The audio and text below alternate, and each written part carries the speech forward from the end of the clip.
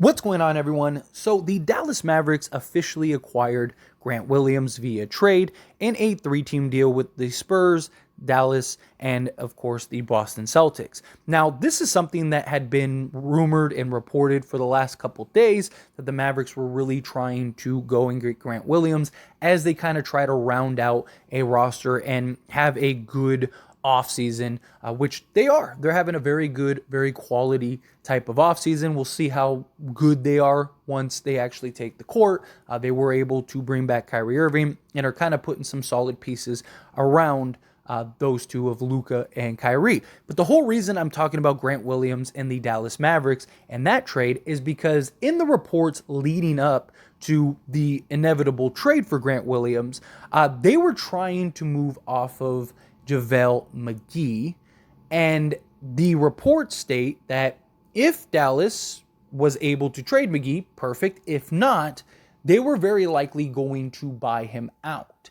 And the reason that this is significant and important is because there is a team in the Lakers that could really use a center very badly. And the center well is drying up very quickly. And there's not very many viable options out there. And JaVale McGee would be one of those options that, if he became available, would make a lot of sense, right? JaVale McGee had success with the Lakers, helped them win an NBA championship.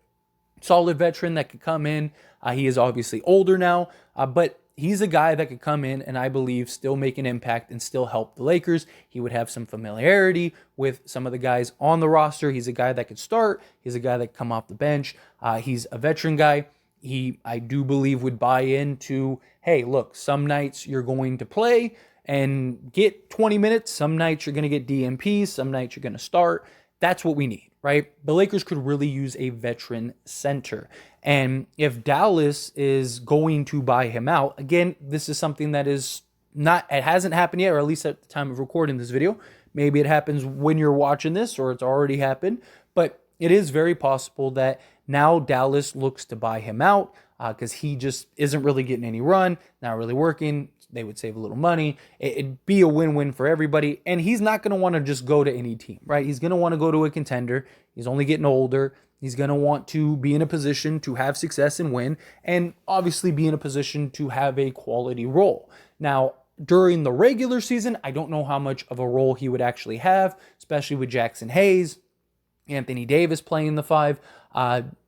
Anthony Davis more than likely is going to start at the 5, even if they bring in JaVale. I know some people might say, hey, start JaVale or start Hayes. Here's the problem. LeBron James at this point in his career is best at the 4 spot. Not just that, but you're going to have to start Rui Hachimura, and I just don't see him coming off the bench after the Lakers just gave him a pretty hefty contract. I thought it was a reasonable contract, but still, you're not paying him $17 million a year to ride the bench. You're very likely going to bring him in and have him start. JaVale would be coming in under the idea of like, hey, you're our third big, but we're going to need you big time for the playoffs, right? We're going to need your experience. We're going to need you to help us. If we run into the inevitable Denver Nuggets, you have the experience going up against Jokic in the 2020. So I do think JaVale McGee could end up being the answer for the Lakers. I think he could end up being that veteran big that could come in and help and provide what the Lakers are looking for and really kind of round out the roster nicely. Now, question is that can he find a bigger role elsewhere, right? Like, for example, the Golden State Warriors. They don't have a single player over the height of 6'9", which is crazy. I mean, that's kind of always been the Warriors' thing. But do they go, hey, man, like, come to us and we'll start you, right? Like, come to us and you'll play 30 minutes a game. You also have Chris Paul who can throw you lobs and make you look good. That could definitely be a possibility. He also would have some familiarity there. It's not something that I think is an absolute lock, right? If JaVale McGee ends up getting bought out and JaVale McGee ends up kind of being a free agent and teams are looking to acquire him, I don't think it's as lock as like, oh, he's definitely heading to the Lakers. I do think it makes a lot of sense for him. I definitely think it makes a lot of sense for the Lakers because that's kind of like the one hole that you look at for the Lakers. And you're like, yeah, Anthony Davis starts the 5. Okay, cool. But over the course of the regular season, he's going to miss 30-plus games. on top of him missing 30 plus games. You're not going to want him playing 40 minutes a game. So can you cut his minutes down? Jackson Hayes, yeah, he could come in and play several minutes, but it'd be nice to get another big. You could also run AD at the 4 on occasion, right? Have AD and Hayes, have AD and McGee, and really kind of like, I think you can incentivize him and entice him of like, look, during the course of the regular season, your role is going to fluctuate, but come the playoffs, we're going to probably use you more just because Jackson Hayes is very raw, he's very young. We're gonna need your experience, right? Your experience is gonna be very valuable, and you were on this Lakers team when we won a championship, right? You're a guy that has familiarity. You're a guy that LeBron is familiar with, Anthony Davis is familiar with, that could really help and round out the roster.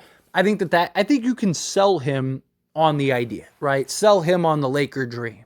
Like, man, come back here, help the Lakers win another championship, right? Like, break the tie with the Boston Celtics. Number 18, you'll live forever in infamy. Lakers Nation, they want him, right? I've seen a lot of people say, like, what about McGee? Is there a way to get McGee? Because, again, he was part of that championship roster, and a lot of people felt like you should have never let him go. He should still be on the team to this day. And, he's kind of bounced around since then, and it's kind of been like, can he find out, where does he go now? Like, what is he going to do? Is he just going to keep trying to find a place, or can he come into Lakers, take a vet minimum, and be a key important piece, not only as a vet and a locker room guy, but also a guy that very likely plays? And once again, Anthony Davis is probably going to miss 30-plus games at least, right? Even if it's just load management, right? LeBron's going to miss games, and Anthony Davis is going to miss games, right? The games that LeBron doesn't play, you could probably start Javale, right? So you could sell Javale on like, hey, you're going to get a good amount of minutes over the course of the regular season, right?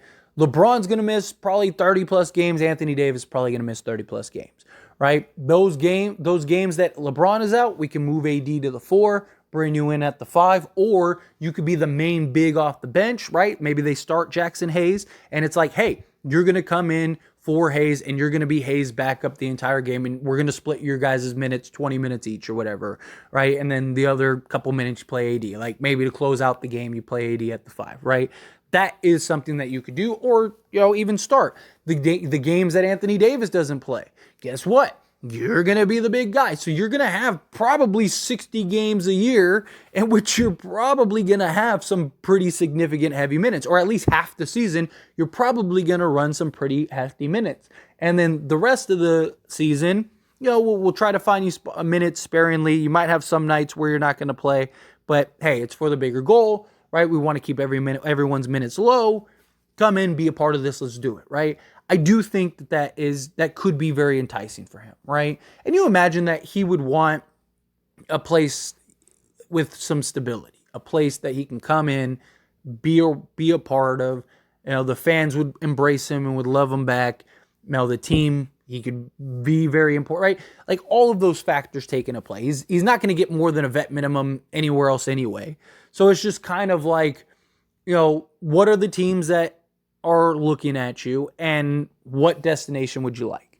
The biggest threat I see personally would be the Warriors, right? Because I think that the Warriors could sell him on a big role as well, right? Like, you would be our only big, right? Like, yeah, Kevon Looney, he's going to play some minutes. Draymond, he could play the 5 at times, but Draymond's been willing to come off the bench for the Warriors, so you could even maybe sell him on a starting job, right? Or bring on Kevon Looney off the bench, because Kevon, he doesn't care. He's a team guy, right? He's a company man. So that, I think, could be the one sort of issue is like, hey, right? Like, come to us, we'll start you, right? Would you rather go and be the third big for the Lakers, or would you rather come to us and be the only big for us and we'll start you? I think that is our biggest threat. Personally, I think that would be our biggest obstacle, but I do think that the Lakers have a pretty solid selling point, right?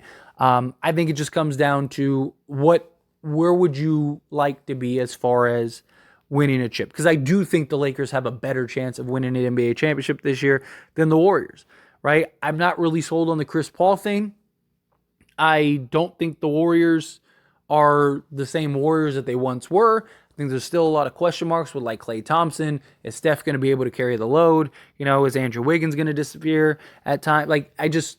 I don't think the Warriors fixed or solved any of their real problems, right? And so I think that the Lakers were just in the Western Conference Finals. That's a selling point, right? Like, we were just there, and we upgraded and better deepened the roster, come in and be a part of this, and we're building something special here. Let's go win a chip, right? Who's stopping us type thing, right? So I think that that's probably the most likely selling point. But look, if you can bring in JaVale McGee, I think you do it. Again, it is based on if Dallas actually buys him out. They're still, I imagine, looking to trade him, but if they can find a place for him, then obviously that's where he'll go. If they don't, then I think they'll buy him out. Also, depending on where he gets traded, they could buy him out, right? Like, if a team is willing to take him on for whatever, just to unload somebody or something like that, maybe they buy him out and he gets to go elsewhere. My point is that the Lakers can bring him in. But anyway, as always, this is a discussion, so I pass the question on you. Let me know your thoughts and opinions down in the comments below. What do you think? Should the Lakers bring back JaVale McGee if he gets bought out? Do you think no, look elsewhere? No rehashes. I've seen a lot of people say that as well. However you feel, whatever your thoughts are, I'd love to hear it. Let me know down in the comments.